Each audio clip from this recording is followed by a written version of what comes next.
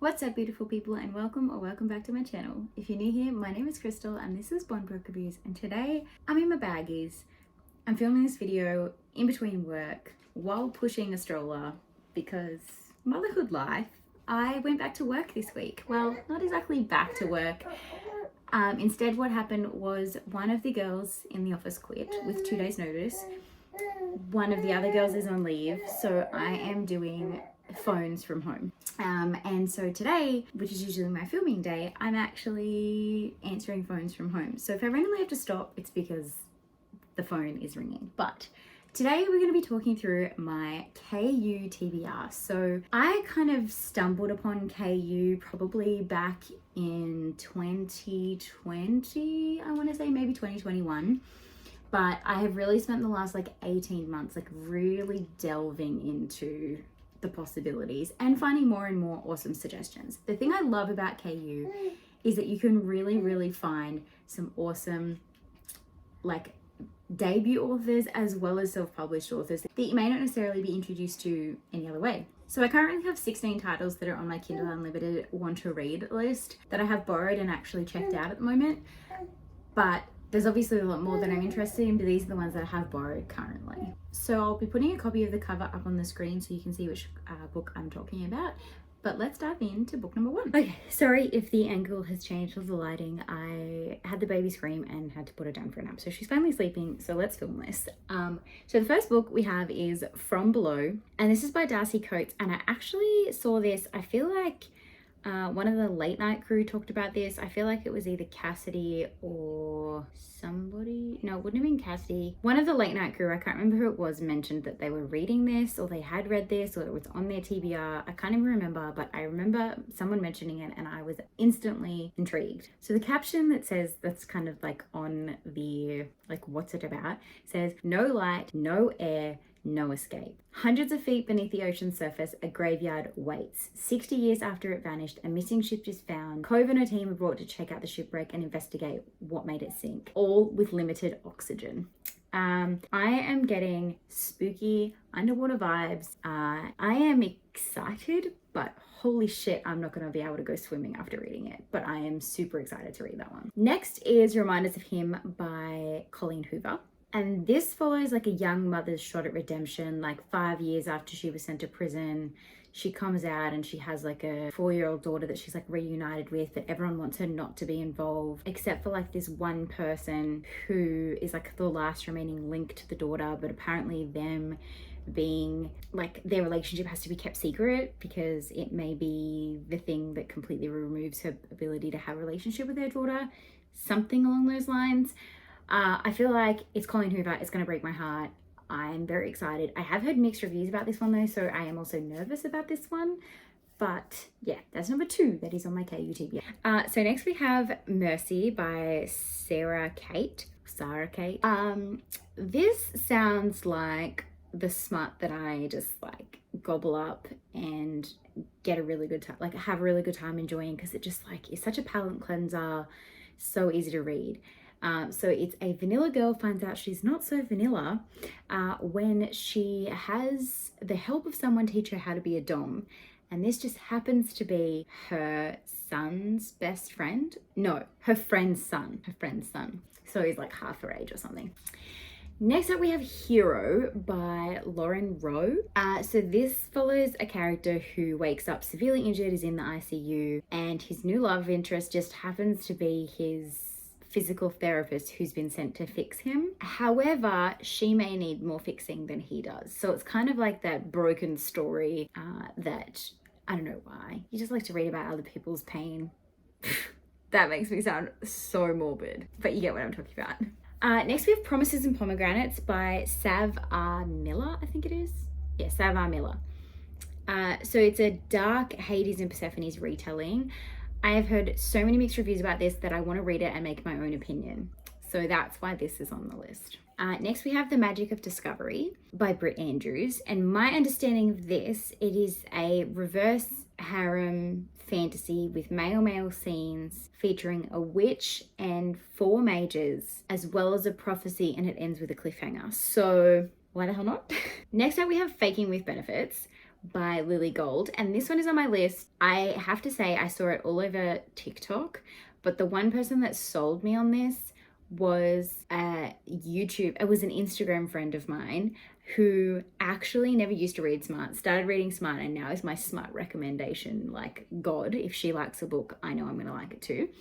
And this apparently is a friends to lovers reverse harem where a woman wants to find a fake boyfriend to help her learn how to kiss.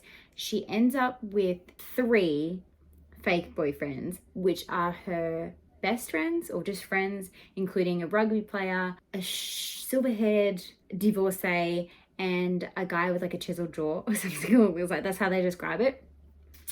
So yeah, I'm all for a reverse harem if it's done well, and I love a good friends to lovers, so it has everything I need. The next one is Elementals by Matthew Alec. This follows the main character by the name of Evelyn, and she has the ability to be able to control soil, plants, trees, and flowers. And her best friend Luke is like the only person that knows this. They end up going on an adventure, and then they're introduced to her elemental sisters. So we have wind, fire, and water. And she finds out that she is a member of the Guardians, which are a powerful warrior women that are created to defeat this ancient evil. And this book is literally about that. So I love a book that features a badass main character. I feel like elemental magic can either be hit or miss, so I'm like nervous about it, but really excited. But yeah, I think it's gonna be good, and it'll be really interesting to see if there is a love interest that forms. It'll be interesting to see if there's a love interest that forms with like her and Luke, or if he just remains like the human best friend character. Either way, I'm all here for it. Next we have The Longing of Lone Wolves by Lana by Lana what's-her-face. I'm so bad at pronouncing names, and every single time I go to film a video, I'm like, I should learn how to pronounce this person's name before I film, and then I always forget to, so I'm really, really sorry. So this is book 1 in the Fae Guardian series, and it features a main character by the name of Rush, and he is a wolf shifter and a Fae like guardian. It's in the title of the series, Crystal.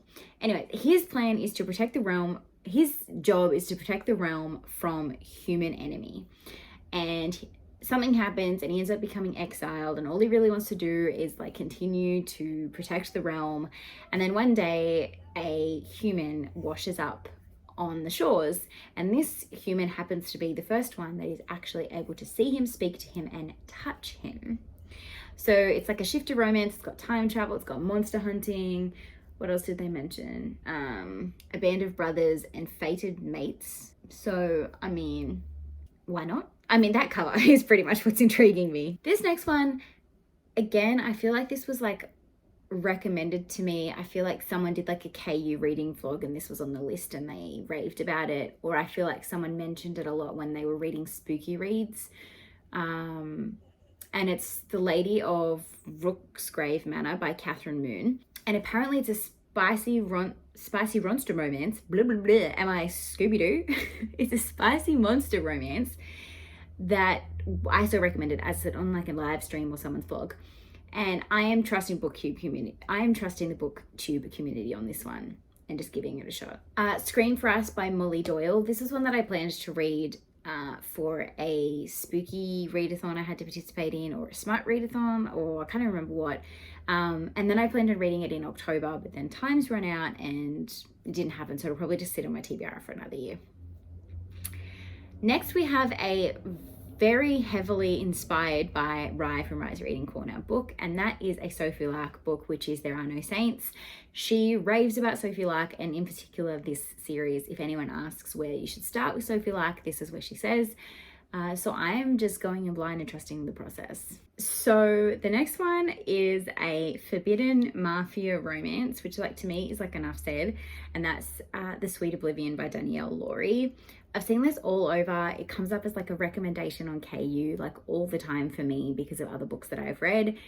So I finally borrowed it and it's there waiting for me. We have The Traitor Queen by Danielle L. Larson, which is book 2 in the Bridge Kingdom series. I read book 1 in this last year, I want to say, and gave it like 3.5, 4 stars. I enjoyed it. And wasn't like running to read the second book, but I do want to continue the series. There's a new series that I'm interested in, and that is the Miles High Club, and book 1 in that is called The Stopover by T.L. Swan. Pretty much our main character is upgraded to first class, and then she has this like awesome one-night layover with this really sexy blue-eyed man, and they have this like wild night, and then 12 months later, she meets her new CEO, which happens to be the blue-eyed one-nighter. And the last one on the list is a Kate James book, because this wouldn't be a KU list without me having a Kate James on there. And this is number 1 in the Hades series, which is Seventh Circle. So this is a reverse harem in the same world as the Madison Kate series. And I think this is from Hades' perspective, if I recall. I really enjoyed Hades' character when I read the Madison Kate series, although you didn't get a lot from him. I liked his like dark mysteriousness. So I'm very excited to read more in that world and more from Kate James, because I just absolutely loved her. So there you have it. There's 16 books that are on my KU TBR. Are any of these on your TBR as well? Let me know in the comments down below.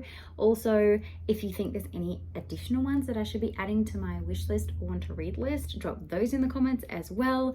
Until next time, if you don't have any comments to drop down below and you just want to say hi, drop I don't know, what have we talked about today? Drop a snake emoji in the comments down below. That came from the fact that There Are No Saints as a snake on the cover. So the connection was there for me, obviously not for anyone else. I apologize. Make sure you give this video a big thumbs up. Subscribe if you haven't already so you can join this crazy fam and see more of this mess. And until next time, thank you so much for watching. Have a great weekend and happy reading. Bye.